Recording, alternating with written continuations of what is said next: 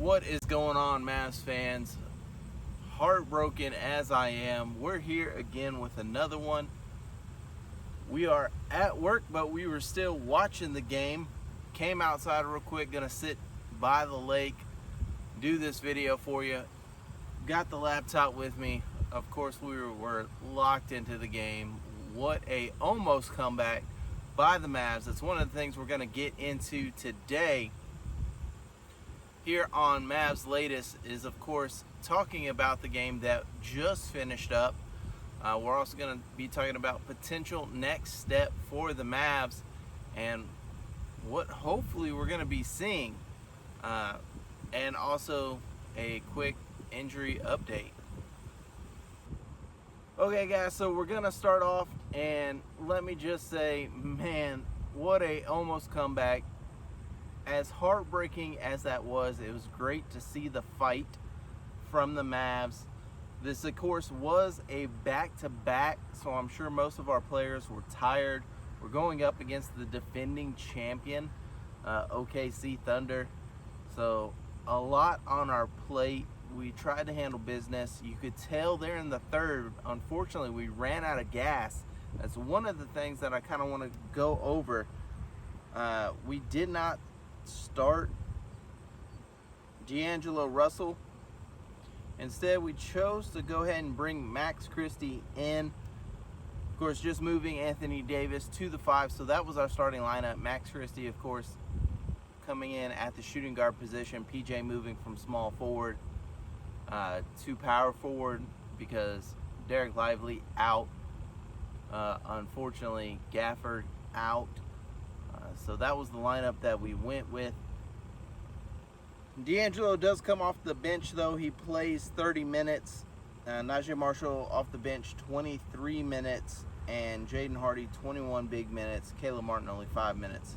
So Dwight Powell doesn't play. Musa Cisse doesn't play. Ryan Nembhard doesn't play. And Miles Kelly doesn't play. Again, this is on a back-to-back. 38 minutes for AD, 38 for PJ, 31 for Cooper Flagg, 31 for Max Christie. Clay gets 22.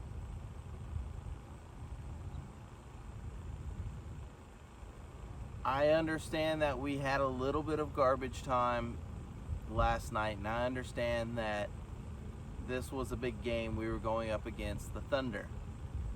Do I think it was the right call to play 38 minutes for AD and PJ?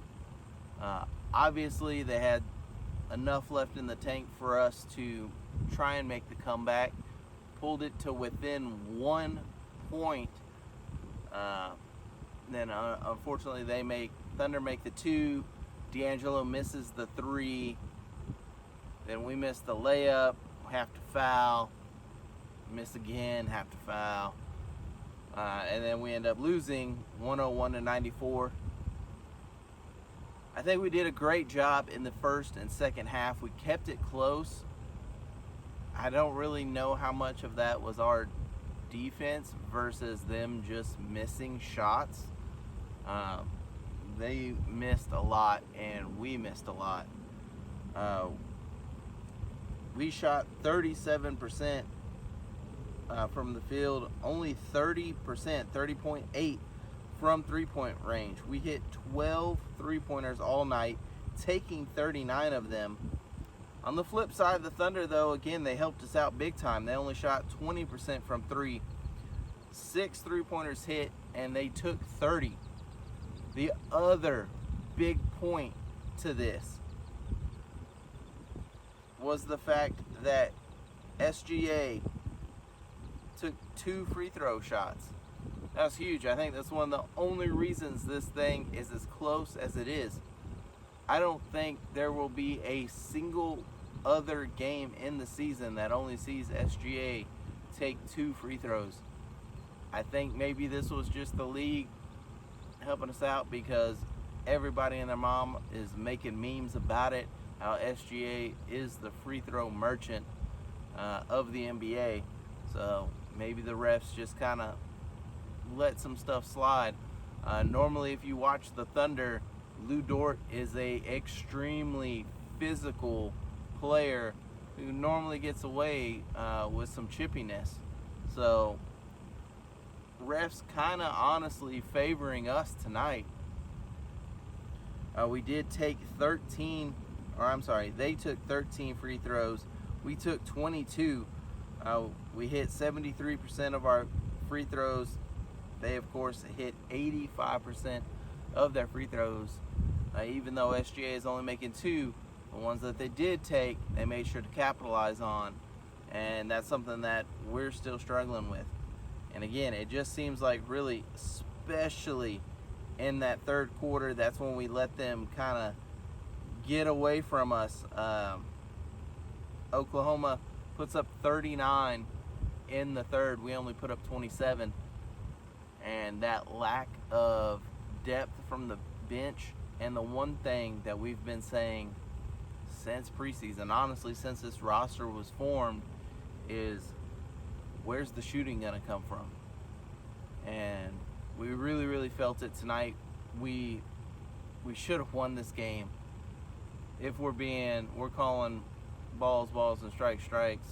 I hate to mix sports, but if we're calling everything down the middle, this is a game we should have won, and we should have won it because OKC didn't bring their A game, and we should have capitalized.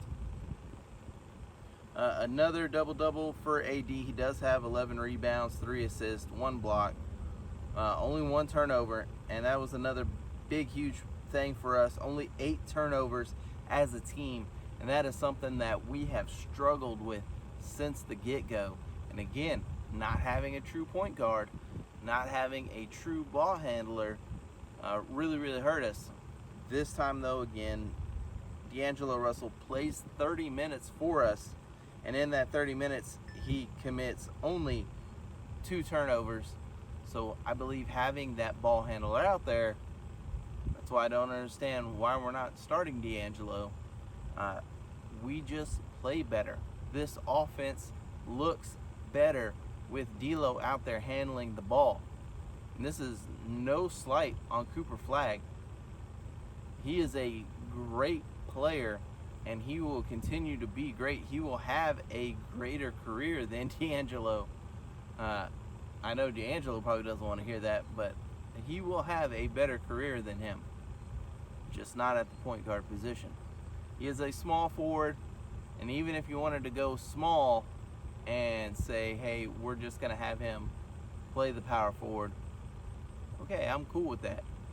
But we've seen now enough sample sizes to know D'Lo should be our starting point guard, and Coop should be our shooting guard or our small forward.